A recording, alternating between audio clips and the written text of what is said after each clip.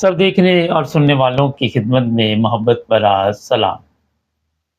ہری پور گاؤں کا نام ہے ہاشم خان۔ یہ صدر کا ایریا ہے، پولیس اسٹیشن صدر ہے اس کا۔ ایک مولوی کو گرفتار کیا گیا، تصویر میں نے بورڈ پہ لگا دی ہے، اور آپ کو یہ بھی بتا دیتے ہیں کہ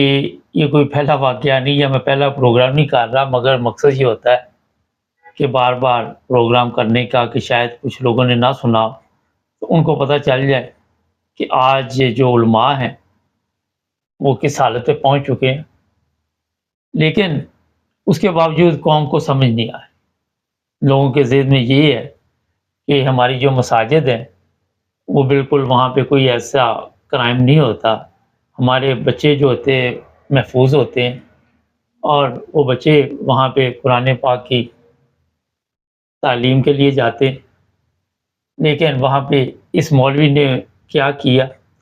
اس سے پہلے اس طرح کا واقعہ شاید سوشل میڈیا پہ نہ آیا ہو، ہوتے تو ہوں گے، لیکن جو مولوی زیادتی کرتے ہیں بچوں کے ساتھ، اس میں فرق یہ ہوتا ہے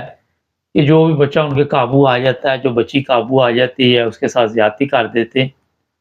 اور بعد میں پھر دیکھا جائے گا جیل میں بیٹھے رہے۔ پاکستان ہے، جج خرید لو، قوانین خرید لو، آئین خرید لو، جو مرضی خرید لو،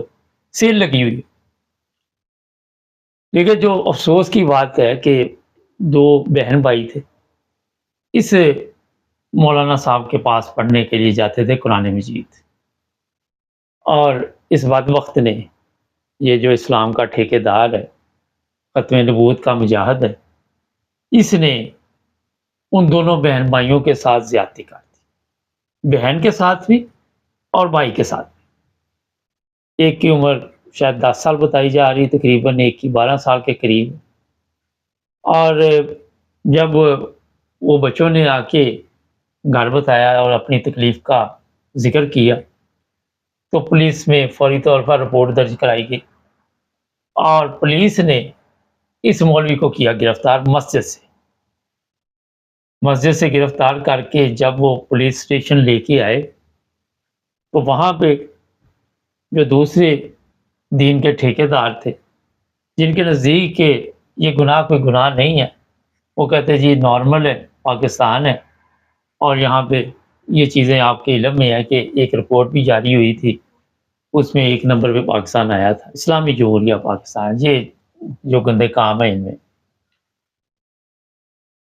ان صاحب کے لیے جناب پھر ہوا یہ کہ دوسرے جو دین کے ٹھیکیدار، جو مجاہدین تھے ختم نبوت کے، میں اس لیے یہ لفظ بولتا ہوں تاکہ ان کو کوئی غیرت آئے۔ یہ کہتے کہ نبی پاک صلی اللہ علیہ وسلم کے بعد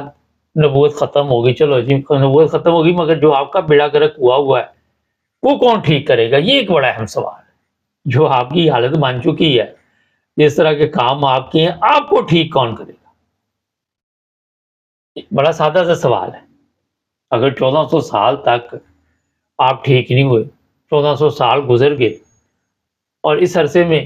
آپ میں کوئی تبدیلی نہیں آئی، دن بہ دن یہ نسور بڑھتا جا رہا ہے، اور میرا نہیں خیال کہ وہاں پہ کوئی مدرسے میں ہے یا کوئی گھر میں ہے کوئی بھی ان مولویوں سے بچا ہو۔ اچھا، اب جناب انہوں نے آ کے تو پولیس کو دھمکیاں دینی شروع کر دی، پولیس آفیسر کو، کہ اگر آپ نے اس کے خلاف پرچہ درج کیا، FIR درج کی،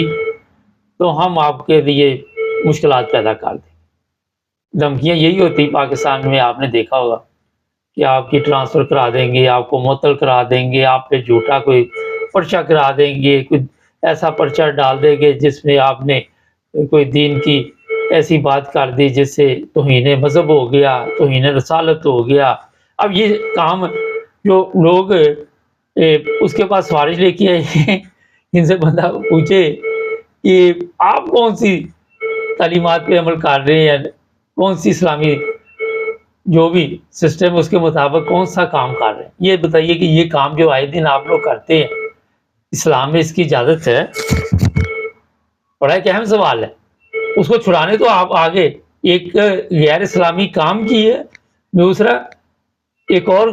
ایسا کام کہ دھمکیاں دی جا رہی پولیس کو۔ کئی پروگراموں میں نے بتایا کہ گاؤں کے لوگ سادہ ہوتے ہیں، ان کے ذہن میں ہوتا ہے کہ شاید ہمارے جو بچے ہیں ان علماء کے ہاتھ میں محفوظ ہیں، مگر ان کو پھر بھی سمجھ نہیں آتی۔ میں اکیلا یہ پروگرام نہیں کر رہا، بڑی دنیا سوشل میڈیا پہ یہ پروگرام کرتی ہے، اس کے باوجود بھی کوئی فرق نہیں پڑتا، نہ تو ایسے کیس ہیں جن میں کوئی فرق پڑ رہا ہے، اور نہ ہی پبلک میں۔ یہاں سے آپ کو میں ایک چیز بڑی اہم بتا دیتا ہوں، یہاں آپ بتائیں کہ فلاں جگہ پہ جھوٹا ہی کہہ دیں، سچ نہیں بولنا،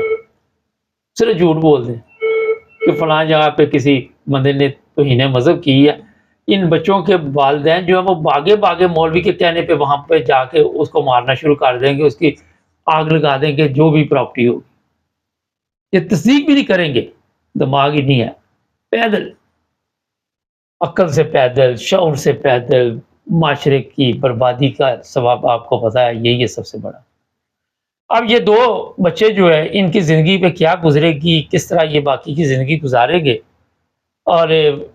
اخباروں میں تو اس طرح کی خبر ان کو پتا ہے یہ روز کا ہمارا کام ہے، اس طرح کی خبر کیا کرے۔ ابھی میں ایک پروگرام پاکستان کے بارے میں کسی کے ساتھ کرنے کا سوچ رہا تھا، وہ کہتے ہیں یہ تو معمول کی باتیں بن چکی ہیں، ان میں کوئی اور موضوع تھا سیاست کا۔ تو ہمارا جو سسٹم ہے اس کی اہمیت ختم ہوتی جا رہی، باتوں کی اہمیت ختم ہوتی جا رہی۔ اور ابھی میں یعقوب صاحب سے کہہ رہا تھا، کہتے ہیں یار اتنے پروگرام کیے، یہ 4 دن سے جو پاکستان میں ہو رہا ہے لوگوں کو فرق نہیں پڑتا۔ میں کہا لوگ جو ہے وہ جو کچھ انہوں نے سیکھا ہوا ہے اسی طرح چلتے ہیں، اگر انہوں نے سیکھا ہی یہ کچھ ہے کہ ان کے ساتھ زیادتی ہوتی رہے اور برداشت کرتے رہے تو کون اٹھے گا؟ کوئی بھی نہیں اٹھے گا۔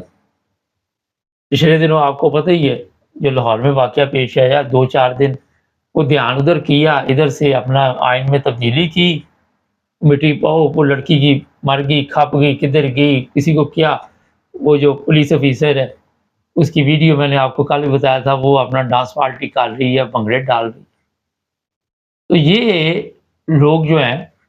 یہ سمجھتے ہیں کہ ہم خوشی میں بھنگڑے ڈالے جاتے ہیں کہ ہم نے اس قوم کو بے وقوف بنایا، اور جان لو یہ تو پہلے ہی بے وقوف ہے، اس کو اور کیا بے وقوف بنانا ہے، اس کا تو پہلے ہی بیڑا گرک ہوا ہے۔ آپ نے اس میں کوئی نئی چیز تو نہیں ڈالی، ہاں آپ نے یہ کیا کہ ان کا دھیان دوسری طرح لگا دیا، اور اسی میں خوش نہ وہ کوئی لڑکی کا قصہ، نہ کوئی میڈیا کا قصہ، نہ کوئی لینا نہ کوئی دینا، سارا جو بھی تھا وہ ہر چیز لپیٹ دی گئی اور اپنا کام بھی نکال لیا۔ وجہ یہی ہے کہ یہاں پہ کسی کو کوئی فرق نہیں پڑتا، یہاں ہوا یورپ میں اس طرح کا کوئی واقعہ مولوی صاحب کا یا کسی کا، تو پھر پتہ چلے نانی یاد کرا دے، امریکہ میں پکڑا تھا نا بندہ، مگر وہ بھی 40 سال بعد۔ تو اپنے بچوں کو آپ محفوظ نہیں رکھ سکتے، آپ رکھنا نہیں چاہتے، میں کہوں یا نہ کہوں، میں جس طرح مرضی بتاتا جاؤں کہ آن لائن قرآن مجید کی تعلیم کی طرف توجہ دیں، پاس بیٹھے، کچن میں ہیں وہاں بیٹھے، سٹنگ روم میں بیٹھے، کہاں بھی بیٹھے ہیں، مگر آپ کو فرق نہیں پڑتا، کیونکہ آپ کے ساتھ ابھی یہ ہو چکا ہے، اور ماں باپ کے ذہن میں ہوتا کہ میرے ساتھ بھی یہ ہوا تھا، چلو مولوی صاحب نے اس کے ساتھ کر لیا تو کون سا کو اتنا بڑا کام۔ غیرت مر چکی، جب قوموں کی غیرت مر جاتی ہے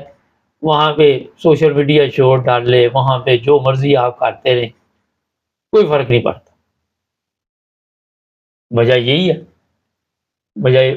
کہ آپ کے ذہن میں یہ چیز ہے ہی نہیں کہ یہ گناہ ہے، یہ چیز ہے ہی نہیں کہ یہ زیادتی ہے، آپ کے خیال میں یہ سب کچھ جائز ہے۔